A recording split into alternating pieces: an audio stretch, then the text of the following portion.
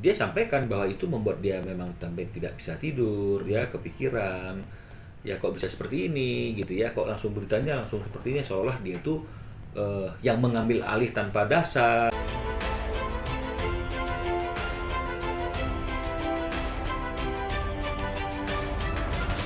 Kalau stresnya itu sampai dia harus berkonsultasi ke psikolog sih saya tidak pernah dapat informasi itu dari Ruben ya.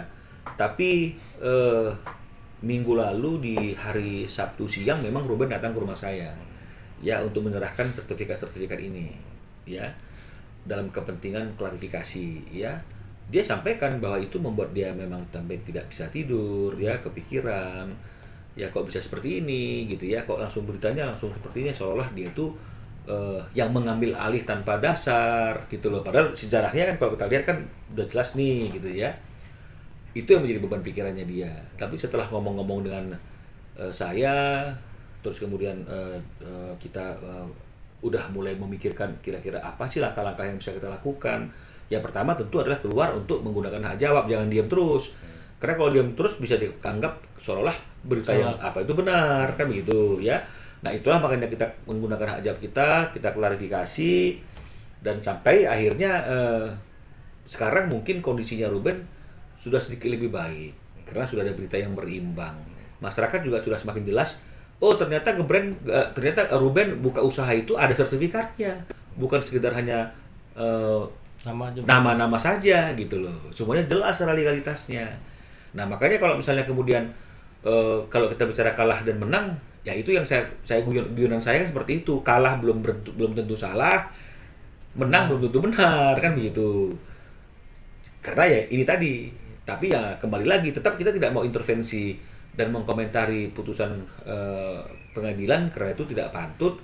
Apapun yang menjadi komentar kami itu akan kami tuangkan dalam memori peninjauan kembali kami nantinya, kan begitu. Kalau support keluarga sudah pasti ya, semua keluarga pasti akan saling mensupport ya. Yang seperti saya tahu Jordi juga mensupport Ruben agar tetap tenang dan tidak terlalu panik. Sarwenda juga seperti itu, anak-anak juga seperti itu, saya juga seperti itu. Jadi memang itulah gunanya berkomunikasi, itulah gunanya untuk saling bertukar pikiran dan berbagi beban pikiran, karena itu membuat orang-orang yang ada di sekitar kita, orang yang terdekat dengan kita bisa memberikan masukan-masukan, kata-kata bijak yang menimbulkan semangat kita. Mereka cukup struggle, artinya dengan mereka itu mau keluar untuk menggunakan hak jawabnya mereka, dan kemudian walaupun sudah ada pemberitaan itu naik di permukaan yang diawali dari kumparan dan preskon pihak sana, itu juga tidak menghalangi Ruben untuk tetap memenuhi undangan bertemu untuk mencari solusi yang terbaik. Meskipun setelah itu tetap Jordi menggunakan hak jawabnya untuk mengklarifikasi. Jadi sebenarnya kalau dari sisi seperti itunya sih semuanya masih berjalan dengan baik ya. Cuma karena udah terlanjur ada pemberitaan dan masyarakat sudah terlanjur beropini. Nah, opini-opini ini yang kita perlu luruskan, makanya kita juga ingin mengklarifikasinya. Jordi mungkin kan masih fokus ke usaha ya. Mungkin juga belum dibebani dengan masalah-masalah lain, masalah keluarga, masalah yang... Kalau Ruben kan pasti sudah banyak beban pikiran selain masalah usaha, masalah pekerjaannya dia sebagai entertainer gitu ya, dan juga keluarga ya, juga masalah-masalah yang lain. Jadi tentu beban yang difikirkan itu lebih banyak yang difikirkan oleh Ruben.